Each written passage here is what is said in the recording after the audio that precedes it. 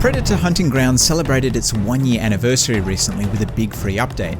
I've been playing the game pretty consistently since August last year, hitting the level cap a couple of months ago, so I've got some pretty strong opinions on the game.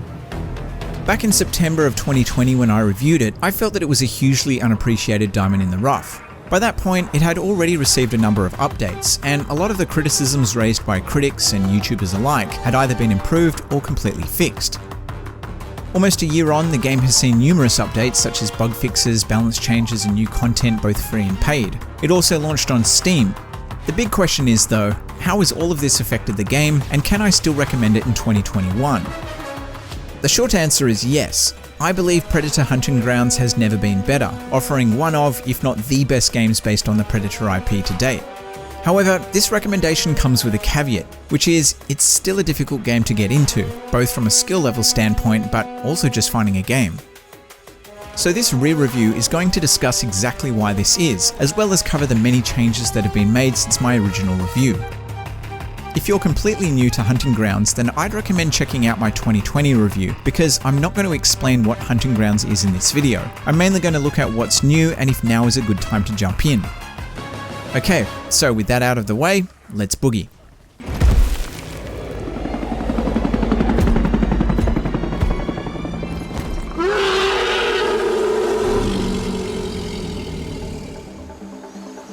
Before we discuss the biggest issues from a new player's perspective, let's quickly recap what's happened since my original video. At launch, there was only 3 maps. This is now increased to 5. The 2 new maps are still both jungle themed, which I'll admit is a little disappointing, but they were free. An environment based on the grimy streets of LA would be amazing, but my guess is this simply isn't possible with the size of the team currently working on the game. A new environment would require new assets, textures, and a rethinking of the Predcore system, so I wouldn't bank on it happening. The new maps, although visually similar, have added unique gameplay elements. Excavation has a giant cave system that forces Predator players to change how they move around the map, and Airstrip has a huge open area that leaves you exposed if you choose to cross directly over it. If the leaks are true, then there's at least 1 new map on the way as well. The number of Predators has increased to 9. As a Predator main, I think there's a good mix now of Yaochuas to choose from, with stats to suit a variety of playstyles. All of the new Predators are paid DLC, so if you want some sweet head-chopping action as the Viking, you're going to have to pay for the privilege. The same goes with the new Fireteam members. With the exception of the OWLF operative, these will need to be purchased with real money.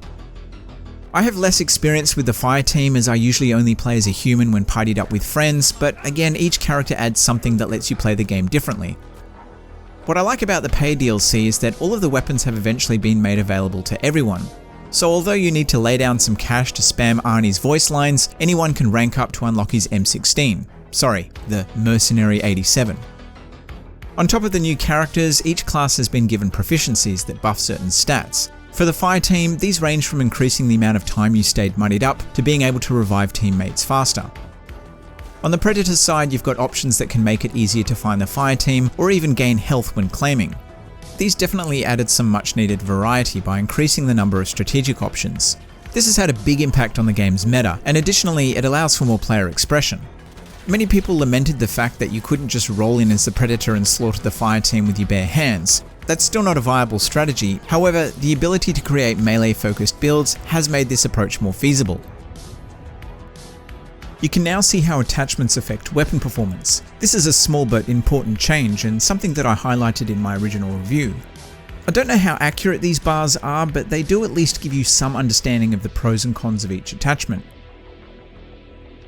There's a new mode called Clash. This pits 2 Fireteams against each other in domination-style matches. Each team can earn a Predator by accumulating enough points during a match, at which point a player on the team is selected at random to become the Predator. It's a little bit like how reinforcements in Battlefield 5 work. It's a surprisingly fun mode, and it sets up the possibility of some Predator-on-Predator action. I'm still clinging to the possibility of getting a mode that has more than 1 Predator on the same team, but Clash is definitely a nice departure from Hunt. Private matches have been massively overhauled. Now labelled custom private matches, these let you select different modes and change a bunch of modifiers such as health, AI behaviour, weapons, and plenty of other gameplay settings. It's pretty granular, even letting you change things like the number of pigs that spawn on the map. It has some silly modifiers too, like low gravity and a big head mode. One of the most interesting features, at least from my perspective, is support for the PS4 Pro and PS5. Up until recently, the game has been capped at 30 frames per second. There's now an option in the menu which allows you to remove this restriction. On the PS4 Pro, what you get isn't a locked 60 frames per second, but it's definitely running much higher than 30. The frame rate does vary quite a bit though, and it can feel less than smooth at times, so it's not going to be to everyone's taste. Unfortunately, I don't have a PS5 yet to test it on, but I would think that a locked 60 or possibly even higher is much more achievable. It would be great to have a few more options, like being able to choose performance over resolution and vice versa, but this is a welcome feature nonetheless. As a new player, you might be wondering if you need to buy any of the DLC to be competitive. I don't think you do. It's true that the DLC characters have unique stats which can make them stronger in some situations, but I don't think any of them are overpowered. Most importantly, all of the DLC weapons can be unlocked through regular progress. Some of this content, like the plasma rifle prototype, isn't unlocked until level 135, so for those not looking to sink a lot of time into the game, buying the DLC will get you access to these items earlier. This might sound like pay to win, and normally I'd be inclined to agree, except that you really need to put in the work to get good at this game. Having the plasma rifle won't automatically make you an unstoppable beast, nor will buying the samurai predator make it any easier to stalk the fire team. So no, buying the DLC is not a fast track to the top of the leaderboards. The biggest problem with Hunting Grounds in my opinion is the learning curve. Whether you're playing as the fire team or as the predator, you will struggle as a new player. Having twitchy reflexes or godlike aiming doesn't really count for all that much. These skills don't hurt obviously, what wins matches though is strategy, and this only comes from experience. As the fire team, you need to know where the objectives are and how to complete them quickly. You need to know where the respawn beacons and ammo supplies are located, you need to know how to move without being detected, and you'll need to be able to coordinate as a unit when the predator shows up. You'll also need to experiment with class setups to find what works best for you and have a couple of different builds for different scenarios. Playing as the Yaochua shares many of the same problems.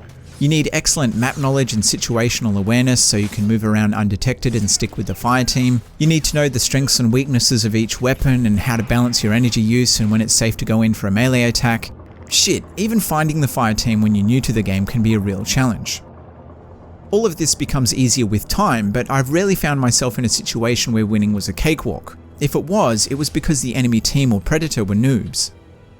Once you've spent enough time in the game, matches end up being tense. There's a constant tug of war as the fire team rushes to complete objectives, while the predator tries to pick them off before they can make it to the chopper. Now, just because I said that the game has never been better doesn't mean that it's perfect. I think from a balance and stability point of view, things are pretty good. I haven't had a crash in ages, and most of the annoying bugs are a thing of the past. I think the bulk of the issues, with the exception of the learning curve, sit outside of the gameplay. My biggest bugbear is that there's still no way to play as the predator with your friends unless you have 4 friends in a private match. I've been playing with a couple of mates over the past year, and we have never been able to play a match of Hunt where one of us was the predator. Now, maybe it's like this to prevent people from boosting, because you do earn XP in private matches, but I think there's an easy solution.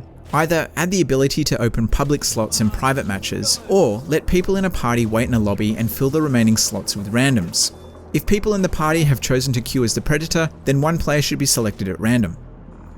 This might not be an easy change on a technical level, as it's essentially moving to a Call of Duty style lobby system. I think from a UX point of view though, it would greatly improve things. It's really annoying getting booted from the lobby at the end of the match and having to manually queue to find a new one. Now you can start a private match with less than 4 fire team members, but this gives the predator a pretty big advantage. You could try and balance it out by tweaking the health and damage modifiers, but this is a workaround at best. A simple way to party up and join matches where one of your party is the predator would be ideal. This is a huge missed opportunity because this is arguably where the game is at its best. Wait times when queuing to play as the predator are still obnoxious, and I don't think this will ever change with the current lobby system. Everyone wants to be the predator, and with a limited number of slots available, the only choice is to wait. Illphonic did add in experience bonuses to encourage players to try different modes, but wait times to play as the Pred in my experience are about the same as they were a year ago. On the positive side, they're no worse, and in some cases they can be quite short, but yeah, if you want to play as the Predator, be prepared to wait. I have noticed that occasionally when connecting to a match it will time out. When this happens, the connecting message will hang for a few minutes. It always seems to resolve itself in the end, but I found that it's just quicker to restart the game. It's not the end of the world, but I figured it was worth mentioning. This sort of graphical weirdness can still happen too, although it's way less frequent than it used to be. The level cap of 150 is my only other complaint. You'll need to sink a decent number of hours into the game to get there, and unlocking the Elder Predator is a nice incentive. Once you're there though, you no longer earn field lockers from ranking up, so the rate at which you unlock new cosmetics becomes painfully slow. I know that not everyone cares about cosmetics, and normally I don't either, but crafting nasty looking loadouts is a great way to pass time between games. Simply increasing the level cap or the amount of veritanium you earn from each match as the Predator would mitigate this issue. This being an online only game, I think it's worth briefly touching on player numbers. In my own personal experience, I haven't really had an issue with a lack of players. Long queue times to play as the Pred could be seen as an example of a low player count, although I believe the problem is simply because there are more people wanting to play as the Predator than there are available slots. Let's assume that 50% of players want to play as the Yaochua. It could be more or less, but for argument's sake, let's say it's 50%. The Predator accounts for only 20% of the available slots in a lobby, so if 50% of the players are competing for 20% of the available slots, then you have a surplus of players who end up having to wait. This problem would be true regardless of the size of the player base. To get back to player numbers though, I can only go off what is available to me in the land down under. There isn't any way to switch servers in the game, so I can't speak for player numbers in Europe or North America. Here in Asia Pacific though, finding people to play with isn't a problem.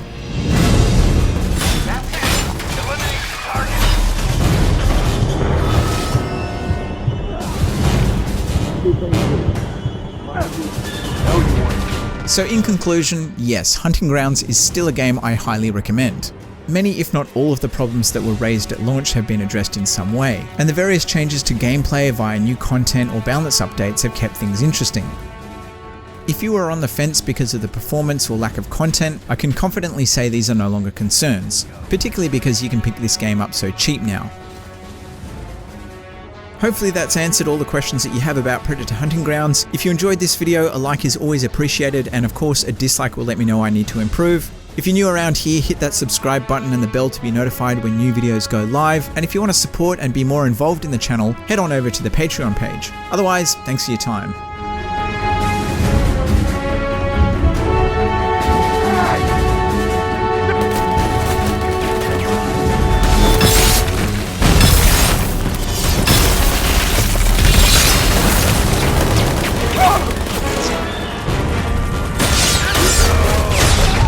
So although you need to lay down some cash to play,